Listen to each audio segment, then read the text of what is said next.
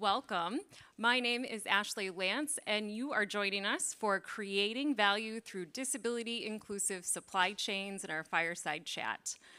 Again, my name is Ashlea LANTZ. I am a Senior Policy Advisor at the Harkin Institute for Public Policy and Citizen Engagement in the United States. I identify as a middle-aged white woman with non-apparent disabilities. I am wearing black-rimmed round glasses and a very monochromatic blue outfit. And I'm also smiling and feeling very excited to be joining you today and to our online audience. And I'm going to turn it over to my co-host to introduce himself. Great. I am Victor Calise. I am a person in a wheelchair. I have salt and pepper hair with glasses, and I'm wearing clothes. Excellent. So I have to let you all know, Victor's a bit of a celebrity here in this space.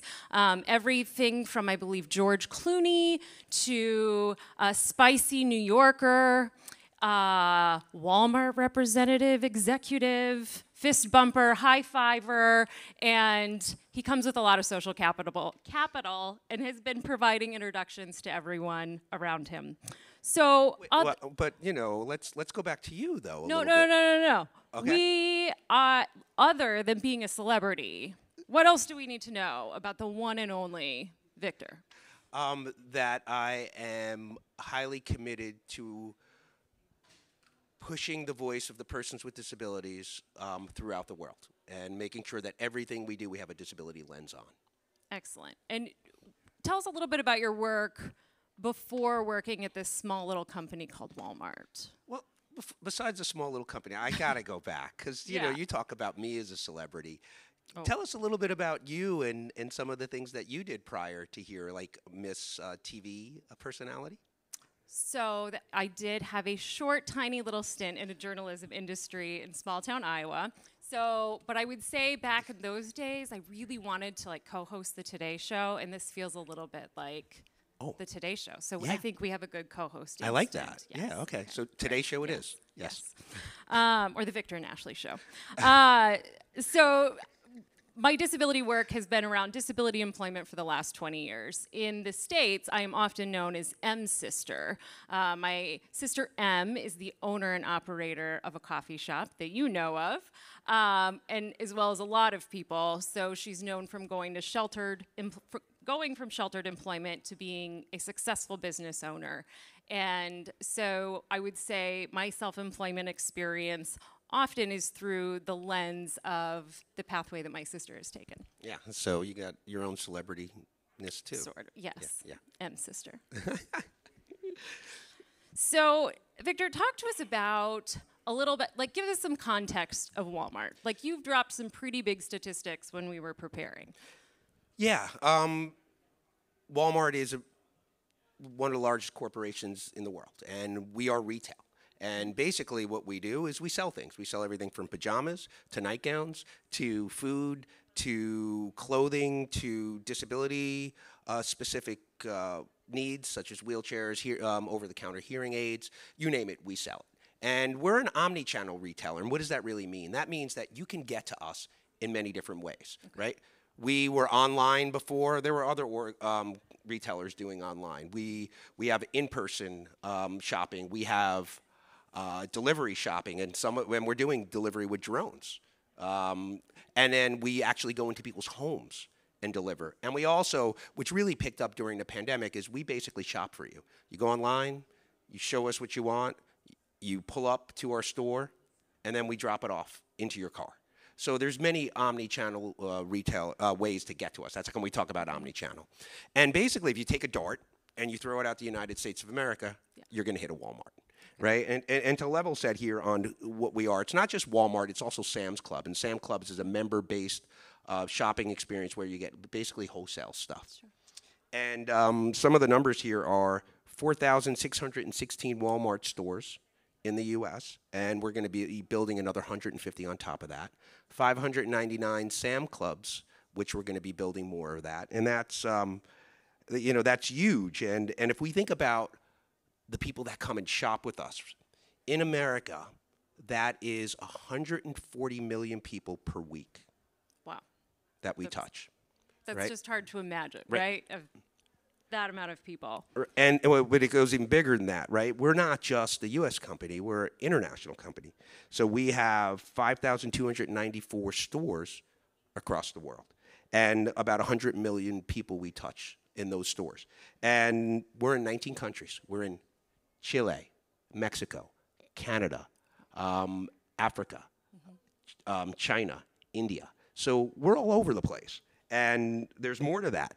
We employ 2.1 million people throughout the world, and that's 1.6 million people in the United States of America. And we're the biggest employer next to government in the United States. And one of the things that we're really focused on is how do we, as a company, be able to make things cheaper for our customers. And we're really hyper-focused on our customer. Our customer is number one always.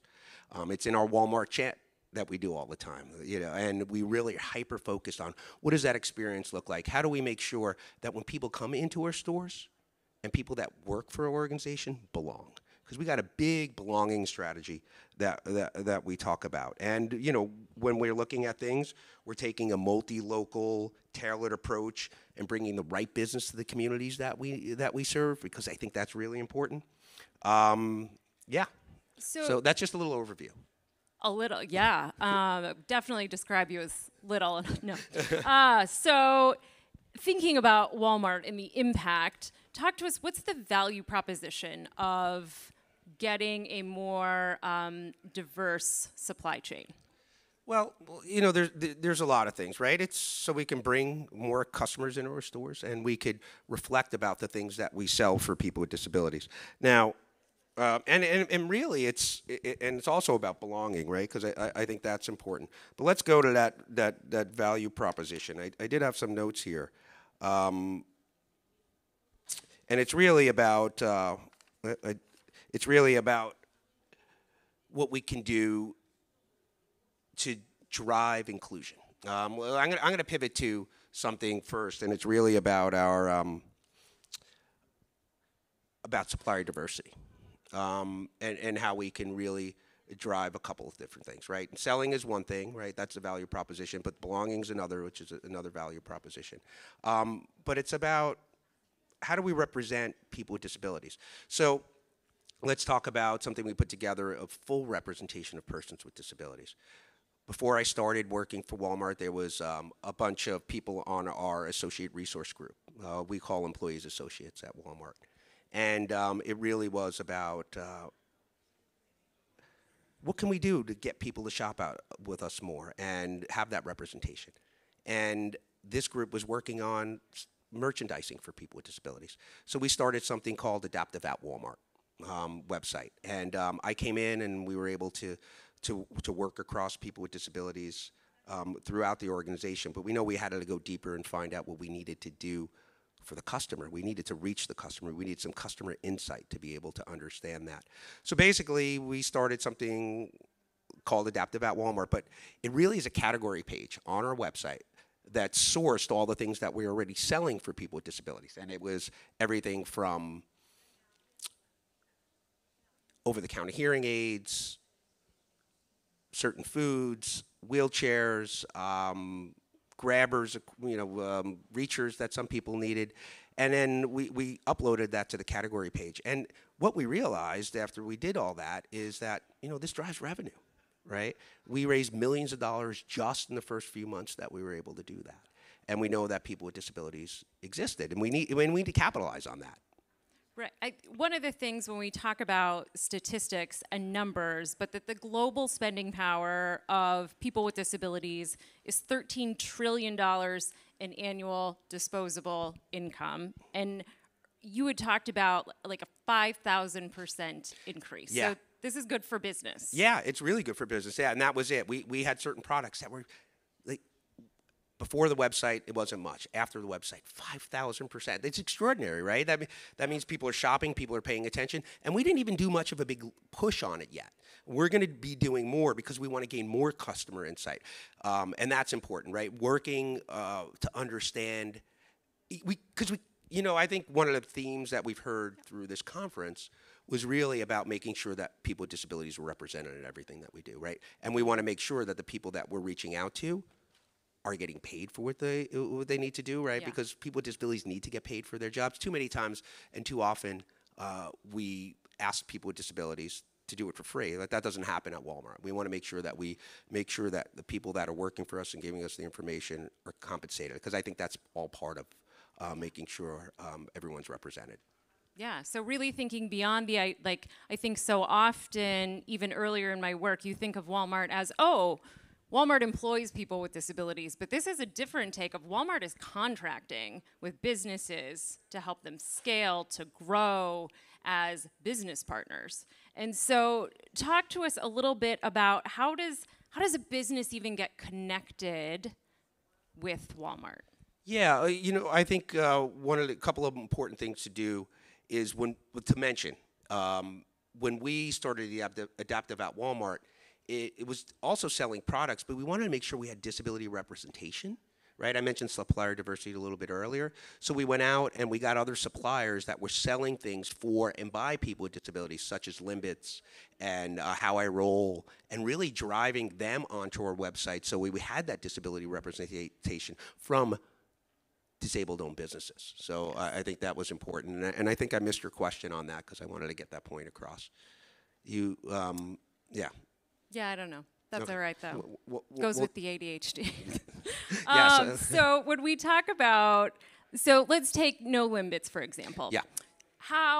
What does that process look like? Do I just go to the website and type in No Limbits if that's the brand that I'm looking for? No, you would go to our Adaptive at Walmart website. You'd be able to see that No Limits is there, and then be able to click on the merchandise that they're selling on our website.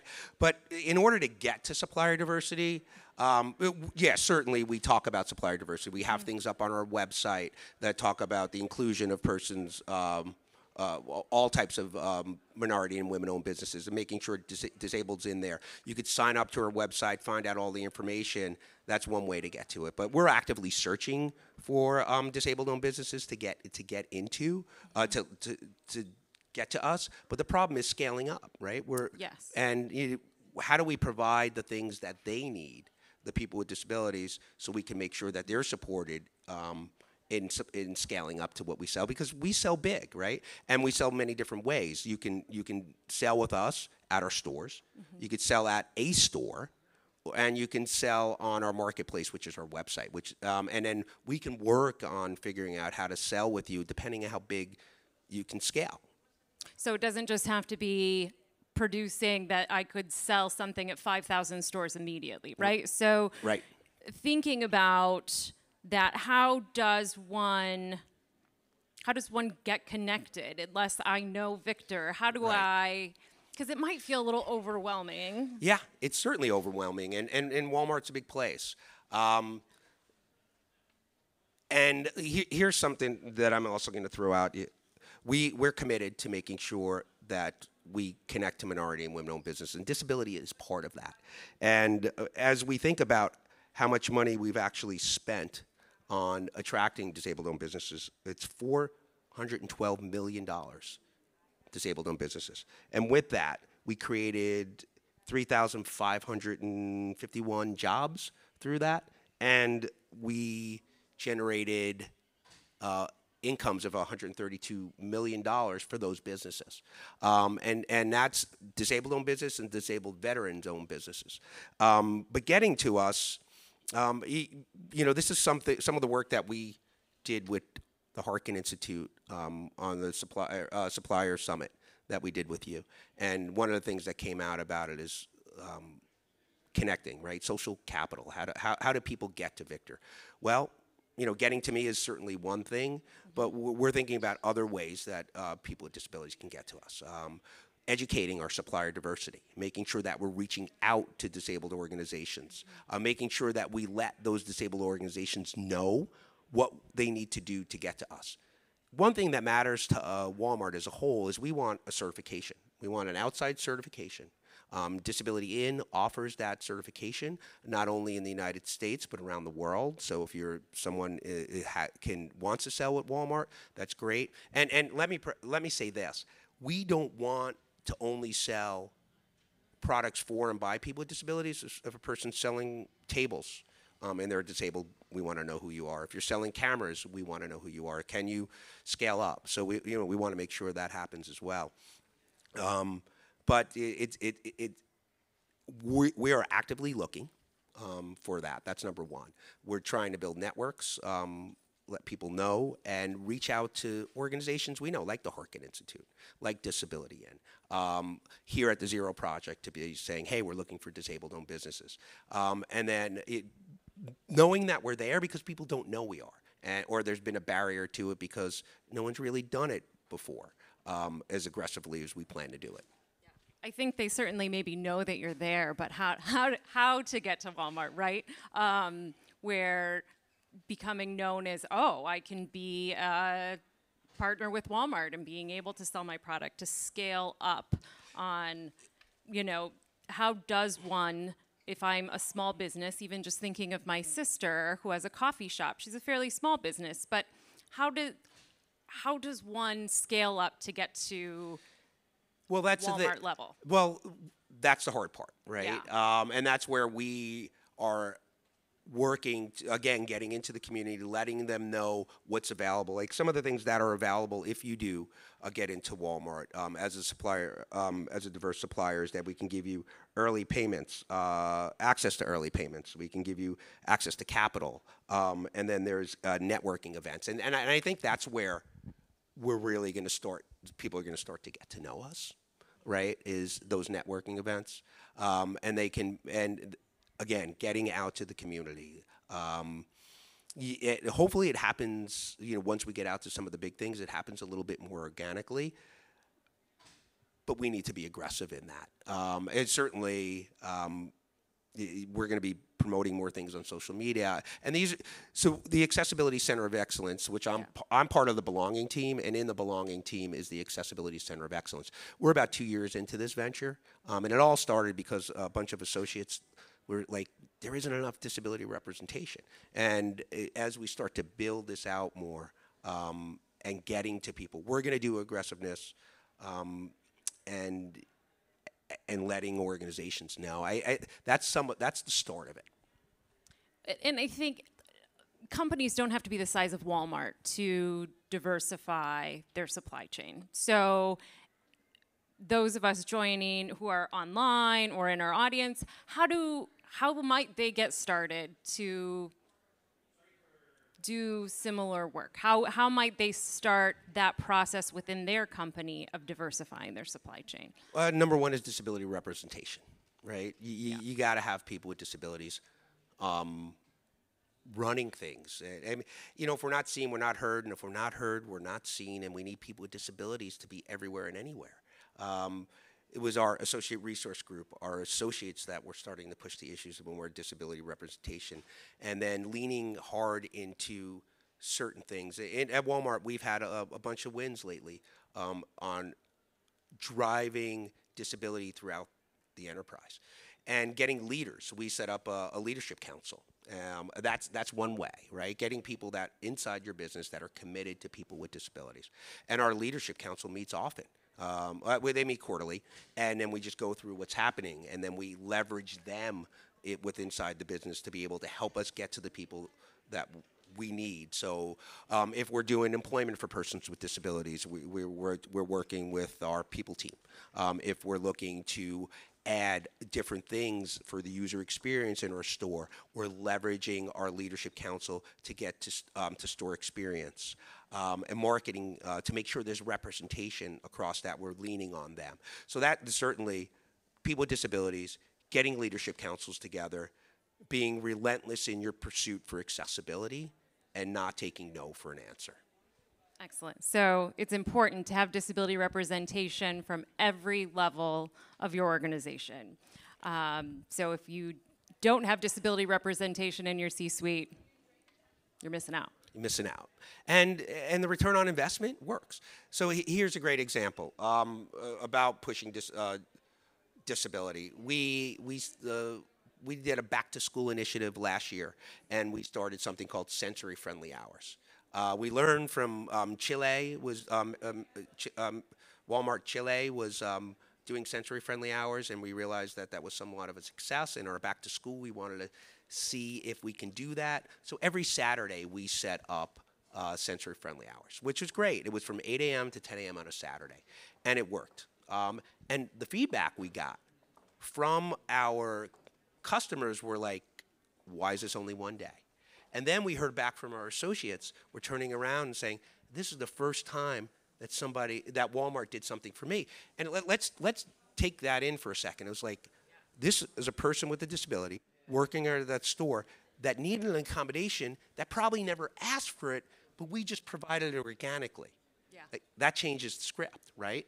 So we realized these things were happening, so we listened to our customer, we listened to our associate, and every day in every store across the United States of America, we have sensory-friendly hours. And what does that sensory-friendly hours mean? We lower the lights, we shut off the TV wall, and we ensure that the music is shut off.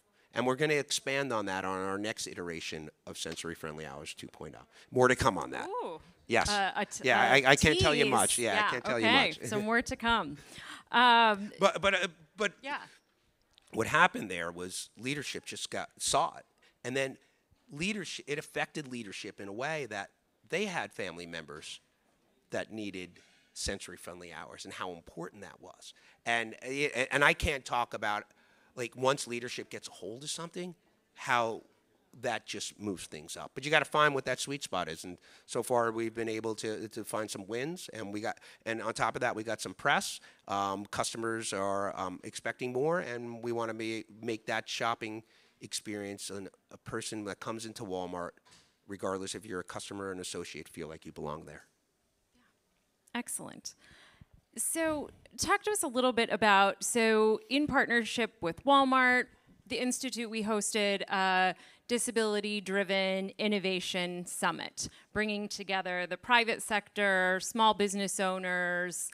Talk to us a little bit about what are some of the recommendations? What do we learn about that culmination and how we can do it again?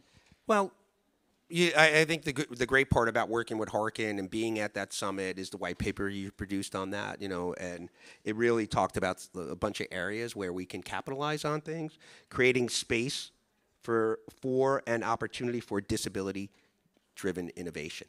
So at Walmart, we have something called Open Call. It's in the United States of America. You're able to sign up for Open Call, and if you have some type of innovation that you're interested in coming, and you could come and promote it, display it, and also pitch it to us. Sorry, that's what I meant to say. So pitch it to us, and then you have an opportunity to get to create that opportunity space, right? So that's one way that we're thinking about it, fostering social capital. I've always talked about social capital for people with disabilities, and then really driving that into the space of supplier diversity, scaling up with us, right?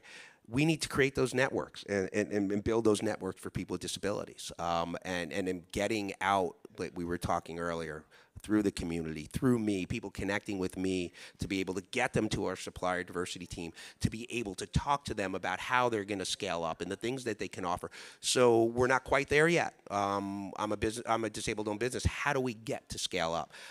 That's not my job, right? That's our supplier diversity job to be able to do. So upskilling them, making sure that they and building those networks are important. Creating a more inclusive supply chain. That's some of the stuff that we're looking at now, and the no limits and how we roll. And then permanently transforming the cycle of innovation.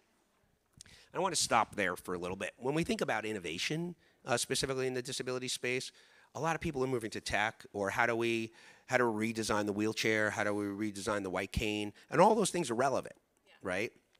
What I want to talk about is how do we bring innovation. M's Coffee is a great example.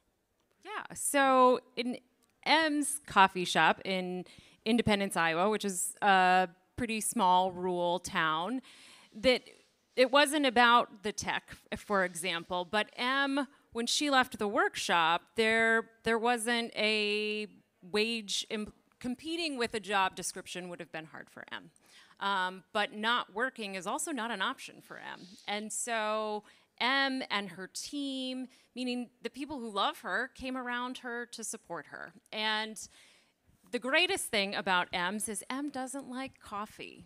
We oftentimes think that innovation and business, small businesses or businesses that are owned, are started out of this passion for something. M's passion is people, and preferably in the morning, because she's at her best in the morning. So it was looking at, you know, what did M need? What did she want to be able to, she wanted to be able to work full time, but it was also what could the town of Independence support? And so the innovation there is that M fit a need for her community, but also has been setting the expectation that no matter what a standardized or an IQ test says on paper, or that you don't have to go to business school to be a successful business owner, because she's now operating 14 years of successful coffee shop operation. There's coffee shops that have opened up next door, and she is still thriving. And that's an innovative way that she contributes to the fabric of her community as well. And there's lots of companies that are out there that can sell with us, that can be able to drive that innovation there as well.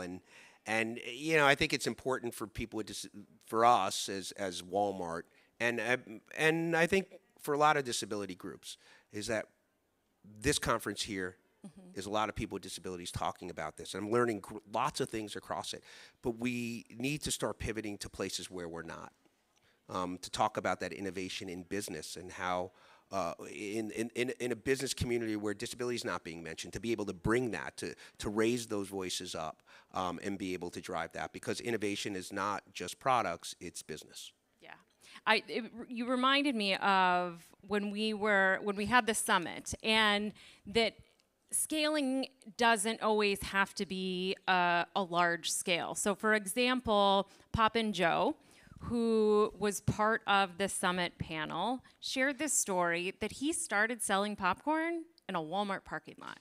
And so even I think just that start of supporting small businesses to even start out of the parking lot of Walmart, and now he is in multiple states shipping popcorn all over the country, but it started in your parking lot.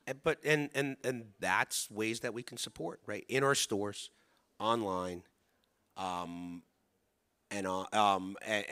any other way that we can, and across all the entire stores, right? And you got something, you got a product. Is it hyper local, right? I talked a little bit about hyper local communities, right? We can do that. Excellent. So as we start wrapping up a little bit, what do you want people to leave with today? The entrepreneurs out there that may want to be, that are thinking about, okay, well, once I go to that website, then what? Or for other companies out there that might now be thinking about, you know, building more diverse pipelines. What do you want people to know and walk away with today? That big business needs to have disability representation. And we need to be able to bring innovation to the businesses and show them that we're around, and that we want to dig into disabled-owned businesses and make sure that they are part of our supplier diversity. I want them to know that, and getting to us, you know, start on our website, get to me on LinkedIn, connect with me. Let's figure out a way to get you connected to our supplier diversity, and you know, let's get more disabled-owned businesses, so then we could scale up, right? Well, let's tell some stories, right? I mean, there's money to be made, both not only for us in retail, but those disabled-owned businesses to be the entrepreneurs. And that's some of the conversations that we had today. It was like disability entrepreneurs that the Harkin Institute started up today. Excellent. Well, thank you so much for sharing the stage with me today and being my co-host. And thank you to everyone who joined us this afternoon. And this wraps up, I believe, the day at the Zero Project. Thank you, everyone.